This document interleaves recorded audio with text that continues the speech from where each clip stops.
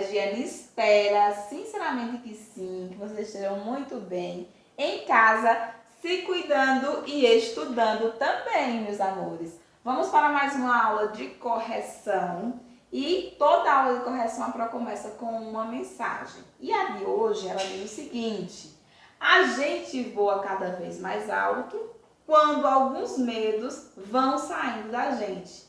Quando a gente deixa de ter algumas crenças que nos limitam, quando a gente deixa, de ter medo de fazer algumas coisas que vão nos limitando. Então a gente cresce, a gente evolui, ok? Então vamos lá para a nossa aula de correção.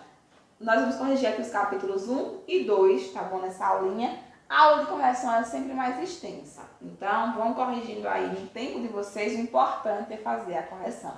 Bora lá, oitavo ano. Primeiro capítulo ele fala passagens do mercantilismo para o capitalismo. Então é aquele capítulo que ele fala sobre o processo dessa troca, do mercantilismo para esse capitalismo. E a gente começa na página 12, ele colocando justamente assim: como essas diferenças são abordadas para compreendermos melhor essas distâncias, Então, no decorrer do capítulo, a gente ficou, trabalhando o tempo inteiro a produção artesanal e a produção manufatura. E ele quer que você coloque aí esses pontos de diferença. Vamos lembrar sempre que no modelo artesanal, o artesão produzia, mas ele produzia de uma forma individualizada. Ele sozinho na sua oficina, ele era responsável por toda a produção. Isso no modelo artesanal. No modelo da manufatura, o trabalho continuava sendo feito com as mãos, só que agora em corporações de ofícios. O que seriam essas corporações? Seriam espaços onde a gente teria a reunião de artesãos. Então, a gente teria vários artesãos, aí produzindo esses materiais, cada um com uma parte dessa produção. Então, o trabalho ele fica mais fragmentado, Então, você tem uma lógica já de produção em escala, mas tudo isso feito com as mãos, o que vai diferenciar a manufatura do processo industrial. No industrial, a máquina faz esse processo. Na manufatura, ainda é feito a partir dos artesãos. Entenderam até aí? Perfeito? Bora continuar. E aí ele diz assim, de acordo com a sua leitura, o que a gente pode inferir aí sobre a disciplina fabril, ok? O que seria essa disciplina fabril? Ela pode ser caracterizada pela uniformização aí do comportamento, de atitudes. Então, nesse processo da disciplina fabril, os artesãos trabalhando nessas corporações de ofícios, eles já têm aí uma característica de controle de tempo, de meta, de padrão para se encaixar nessa produção. Então, deixa de ter aquele que cada um tinha no artesanato para ter aí características de produção em escala, ok? E por isso que ele vai dizer, uniformização, dá aí uma característica mais, geral, de modo geral aí. Então, isso vai ser o ponto central aí dessa disciplina fabril. Na terceira questão, ele coloca assim: de acordo com a sua compreensão do texto, o que são as corporações de ofício? Estou falando desde o início da correção, Então, as corporações de ofícios eram associações, que surgiram aí na Idade Média, a partir do século, mais ou menos do século XII, para regulamentar o processo produtivo artesanal na cidade. Essas unidades de produção artesanal eram marcadas pela questão aí da hierarquia. Então, cada um tinha o processo, que lhe era determinado. Então, a gente tinha os mestres, que eram o que já estava no processo mais, avançado. A gente tinha também outras técnicas, a gente chamava os oficiais, os aprendizes, que eram aqueles que estavam no processo intermediário e que estavam iniciando. Tudo isso era controlado pelo um processo, mais já de hierarquia mesmo. Então, cada um ficava com a parte da produção, cada um ia ficar de acordo com o seu nível de especialização em cada parte da produção. Tranquilo? No Capítulo 2, o iluminismo, tá bom? Que é o nosso ponto central aqui, é o iluminismo. Capítulo 2, nós vamos trabalhar aqui, começando na página 23. Ele vai dizer assim, qual a base da concepção iluminista? Então, ele quer que você coloque, né? Ele infere que você coloque quais são as concepções, a base dessa concepção. Primeiro, teve como objetivo central criticar o regime político, né, os regimes políticos anteriores, principalmente a monarquia absolutista. Os iluministas, tá bom, entendiam que a razão tinha que prevalecer nas relações sociais, não as religiões. Em síntese, minha gente, era isso que se dizia, né, no iluminismo, como a gente trabalhou muito bem. Na questão número 2, ele diz assim, as novas opiniões são sempre, né, suspeitas e geram, né, um processo aí de opinião oposta. Pois, né, por nenhum outro motivo além do fato de ainda não serem comuns, né? Então, ele está dizendo aqui que as opiniões, né, sempre são suspeitas por não serem ainda comuns. Então, isso daqui é uma ideia de John Locke, né? Então, ele vai desse pensamento aí, né, a respeito dessa diferenciação. E aí, nesse contexto, comente sobre a teoria do liberalismo político. Consistia no compartilhamento do governo, ou seja, o rei, ele não deveria governar de forma absoluta, mas sim com outras instituições, como o parlamento, que deveria elaborar essas leis. Então, essa era a missão do liberalismo político, a ideia do liberalismo político. Anota aí, registra. Aqui ele vai falar um pouquinho sobre os 3 princípios, né, que foram decisivos aí para a criação da razão iluminista. O primeiro é a universalidade, segundo, individualidade e o terceiro, a autonomia.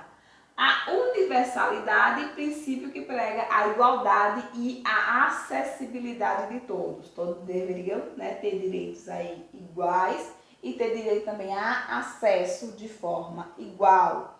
É o princípio da universalidade. Todo o universo aí, né, todo mundo deveria chegar a todo mundo deveria ter acesso. Individualidade. O ser social passava a ter ações individualizadas, tá bom? Que iam interferir nas suas ações coletivas. Então, além, né, para que você tivesse uma boa ação coletiva, você precisava ter uma postura individual também, né, muito bacana, muito interessante. Então, esse é o princípio do individualismo, né? Cada um tem ações individuais que vão se refletir de uma forma coletiva, mas que são individuais. A autonomia era a ruptura, né, com o pensamento aí, a influência, né, da religião. Então, todo mundo deveria ter uma autonomia de escolha, não ser influenciado, obrigado a fazer aquilo, mas sim ter uma autonomia, né, um pensamento, né, mais aí ligado a essa racionalidade, né, e o direito de escolha. Seguindo aqui, ele diz quais os principais motivos que levaram a burguesia a apoiar e financiar o iluminismo. Por que eles apoiaram e financiaram esse iluminismo? Porque, minha gente, os motivos são claros. O que levou a burguesia a esse fato foi justamente, né, porque o iluminismo ele era contra as monarquias absolutistas, né? Principalmente aí na questão econômica e política. E quem mais sofria nessas monarquias absolutistas eram justamente os burgueses, porque era deles que eram cobrados os mais altos impostos, tá bom? E eles não tinham direitos políticos, né? Eles pagavam um preço muito alto, mas eles não tinham, em contrapartida nenhum benefício aí, claro. Então, como na monarquia o rei criava os impostos, o rei tomava todas as decisões, essa classe ela era extremamente penalizada nessas monarquias. E quando eles viram a filosofia iluminista, eles disseram, bom, é aqui que eu ganho minha redenção, é aqui que eu ganho minha liberdade. Ok, meus amores? Então a gente tem que observar muito bem isso daí. E aí na página 27 ele diz assim, com base no que você estudou, analise, né, abaixo o que é o entendimento do enciclopedismo, tá bom, minha gente? Foi um movimento filosófico, cultural, que surgiu na França, já viu isso, e tinha aí como principais pensadores, né, Diderot, tá? E o D'Alembert. Eles organizaram a ideia desse movimento, tá? Que eram catalogar 28 livros aí que foi publicado, foi a primeira, né, a ser publicada aí, e que depois eles começaram a fazer movimentos, né, que tinham o objetivo de ir contra a igreja e a monarquia absolutista também. Então, começou com um movimento intelectual, né, mas ganhou aí um cunho político muito forte aí, tempos depois. Na questão 2, ele diz assim, analise o seguinte trecho do pensamento, né, do filósofo aí francês Diderot. Então, ele vai dizer assim, nenhum homem recebeu da natureza o direito de comandar o outro, né? A liberdade é um presente dos céus, né, aí do céu, e cada indivíduo da mesma espécie tem o direito de gozar dela, né, logo que goze da razão. Então, tem o direito de aproveitar ela da forma que ela quiser, que ele quiser, desde que ele tenha aí o direito, né, e tenha aí o já consolidado a razão. Então, ele defendia a liberdade como o centro da ação humana. Aqui está dizendo isso claramente. Bem, o homem tem o direito de governar e controlar o outro. Então, ele pregava aí a liberdade no nível extremo. Então, ele vinha aí com essa ideia de liberdade nas ações, na relação aí humana, de forma extrema. Seguindo, meus amores, a gente vai, né, comentar as teorias, né, desses filósofos abaixo. Aí na alternativa A, a gente vai falar um pouquinho sobre Diderot. Então, este pensador, filósofo francês, ele nasce em 1713 e ficou bastante conhecido por ser um dos principais, né, pensadores da filosofia iluministas nessa concepção. Em suas teorias, tá, foi bastante marcante aí o seu posicionamento contra a igreja. Então ele pegava aí muito pesado com relação à igreja, né, nessa relação aí política e também até com a população de forma geral, tá bom? Jean de Lamblette, ele já tinha, né, era um filósofo matemático, a gente já também estudou, francês também.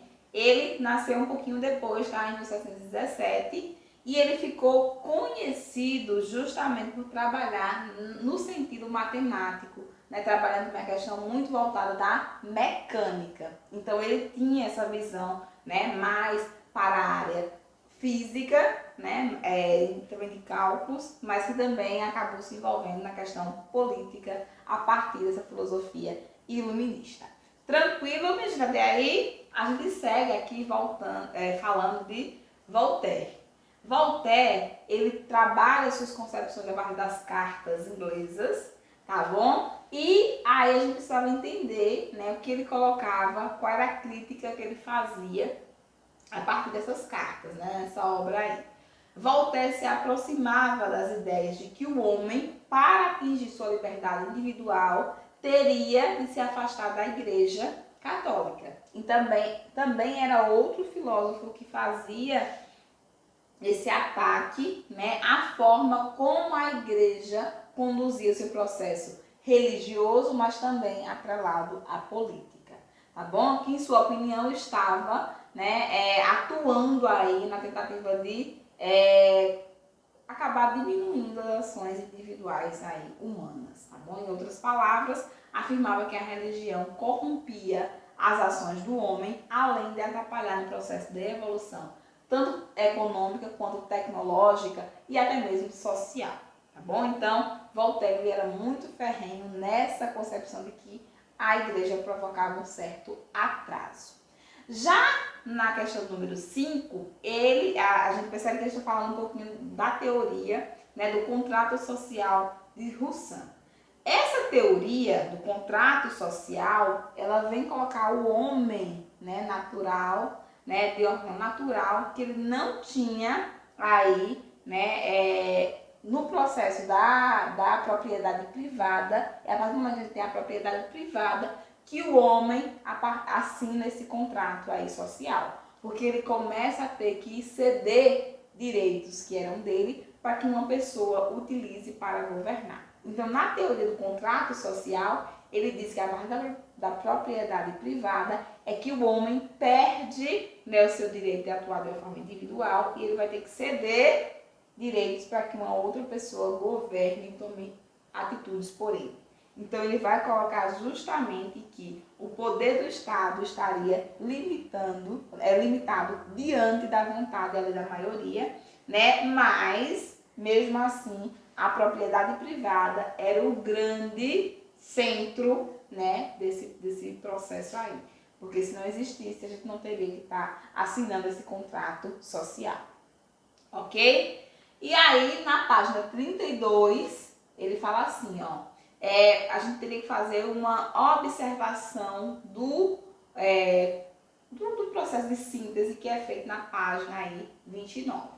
Então, inclusive, na aula eu apresento a síntesezinha e vou explicando alguns pontos para vocês. Então, o liberalismo econômico, tá? E essa síntese, esse esquema da página 29, ele trabalha a questão da concepção do liberalismo econômico, né? Qual é a ideia desse liberalismo econômico? Aí, a gente precisa entender o seguinte, que esse liberalismo econômico, ela é também uma corrente de pensamento que estava influenciada diretamente pelo iluminismo. Nas ideias aí, né, do liberalismo econômico, tudo viria a partir do modelo racionalista, tá? Segundo os quais nenhum fator externo à política, né, como religião, poderiam interferir diretamente aí na postura e na administração do Estado, tá bom? O Estado ele deveria focar no processo de gerir, de administrar. Inclusive, o Estado não devia, né, nem interferir diretamente aí na economia, só deveria interferir em casos aí extremos, de acordo com essa ideia do liberalismo econômico, que é o que mostra nesse esquema aí da página 29. Aí é só voltar a dar uma observadazinha, né, que daí dava tudo certo, para poder responder essa questão. Pausa aí qualquer coisa e vai adicionando o que vocês não colocaram. Aí, na questão de número 2, ele volta a trazer a questão do governo natural, tá bom? Que seria feita aí a partir dos fisiocratas. Então, o que era aí, né? Qual a ideia, né, desses fisiocratas? Então, os fisiocratas, né, criticavam as práticas mercantilistas, principalmente essas práticas mercantilistas, essencialmente, né, aí o processo do protecionismo e do metalismo. Então, ele fazia um ataque muito direto a esses dois pontos. Achava que o sistema econômico, tá, era na prática uma troca de mercadoria mediante uma moeda, né, sem um processo de exploração maior que poderia ter. Então, para ele, esse metalismo e esse protecionismo limitava o poder que existia naquele momento, tá bom? Para poder fazer aí, de fato, acontecer essa exploração, né, de uma forma total. Faça uma análise sobre as concepções de Adam Smith, tá bom? Ricardo, aqui David Ricardo, né? Principalmente esses dois teóricos. Então, ele quer que você fale sobre esses teóricos que trabalham a concepção mais liberal, né? Fisiocratas da economia. Acredita que o Estado tinha a obrigação de assumir responsabilidades sociais e políticas, mas não poderia interferir diretamente na economia e nas suas relações. Percebam que vão ser, né, ideias bem parecidas, né, que vão mudar em pequenas partes. Para Smith, o próprio mercado ele se autorregularia, né, sem a necessidade de o Estado estar fazendo esse processo. Então, o mercado ele ia ter esse processo natural, né, de se autorregular. David Ricardo, né, coloca aí que o valor das mercadorias estava relacionado diretamente ao trabalho desempenhado na produção desses bens.